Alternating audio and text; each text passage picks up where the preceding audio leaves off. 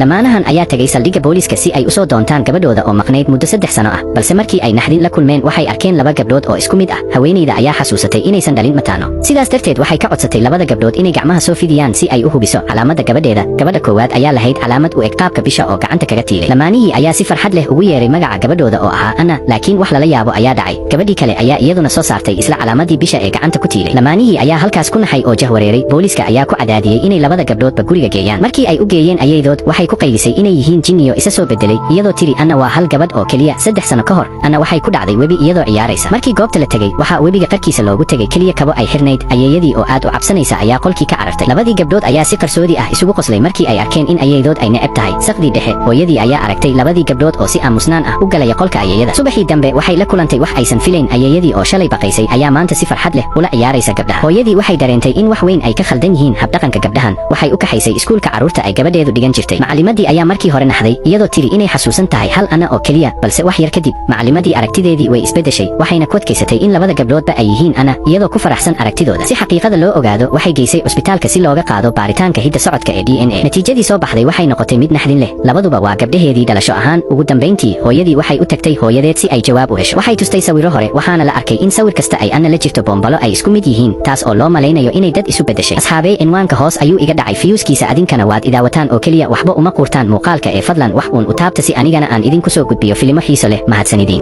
fasalkaygii ugu horreeyey waxaan ardayda ku amray inay tababar sameeyaan iyagoo xiran kabo bir ah oo aad u culus. laakiin ardaydu aad bay uga xumaadeen qaabkayga tababarka, waxayna u maleeyeen inaan ahay macallin jilicsan oo la iska caawin karo, sidaas darteed way isaga dhaqaaqeen. si aan u qasbo waxaan markiiba tuuray 10 waran si aan waddada uga xiro. meel ay u dhaqaaqaan ayay waayeen, wayna argagaxeen. markii ay arkeen wejiyadooda naxsan waxay fahmeen inaanan qof caadi ahayn. asal ahaan waxaan ahaan jiray hogaamiye koox burcad ah, laakiin si aan u fuliyo dardaarankii macallinkayga waxaan imid dugsigan si aan macallin u noqdo. maamulaha ayaa si diiran ii soo dhaweysay, balse anigu toos ayaan garoonka u aaday. kadib markii aan arkay heerka ardayda, qorshe ayaan dejistay. waan isbaray, kadibna si toos ah ayaan u caayay anigoo ku tilmaamay inay yihiin qashin aan waxba tarayn. hadalkaasi wuxuu ka caraysiiyey dhammaantood. mid ka mid ah ayaa tartan orod hal eber mitir ah iigu yeeray si uu iiga badiyo. markii calaamadda la bixiyey si xawli ah ayuu u cararay. dib ayuu u soo eegay wuxuuna arkay inaan weli laylinayo jirkayga. wuxuu is yidhi macallinku wuu isdhiibay, laakiin markii uu ku dhawaaday xariiqda dhammaadka, humaag ayaa dhinac maray. inta uusan fahmin waxa dhacay waxaan sii taagnaa xariiqda dhammaadka. waxaan sidaas u sameeyey si aan u burburiyo kalsoonidooda beenta ah. markii ay aamuseen waxaan u ballanqaaday inaan bedeli doono. waxaan soo saaray qalab tababar oo la yaab leh, waxaana ku amray inay xirtaan xilli kasta oo ay tababarayaan. maalintii xigtay maamulka ayaa kormeer yimid. waxay arkeen ardaydii oo dhardhaqaysa, buufinona afuufaysa. madaxdu waxay dhaheen tababarkani waa macno darro, balse waxaan u ballanqaaday in haddii aan guul laga soo hoyin tartanka dugsiyada aan aqbali doono ciqaab kasta.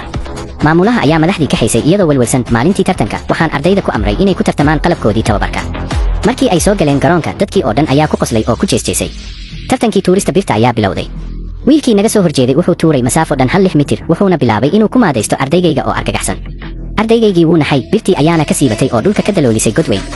si degdeg ah ayuu u tuuray birtii, laakiin dheelitirka ayaa ka lumay oo sigtay inuu dhaco. garoonka oo dhan ayaa qosol la dhacay. waalidiintii ayaa weeraray maamulaha iyagoo sheegay in macallin xun uu mustaqbalka carruurta ka ciyaarayo. maamuluhuna waxay isku dayday inay dejiso, laakiin cidna ma ogeyn in wiilku uusan tabar yarayn. tababarkii culaabta badnaa ayaa ka dhigay inuu la qabsan waayo birtan fudud.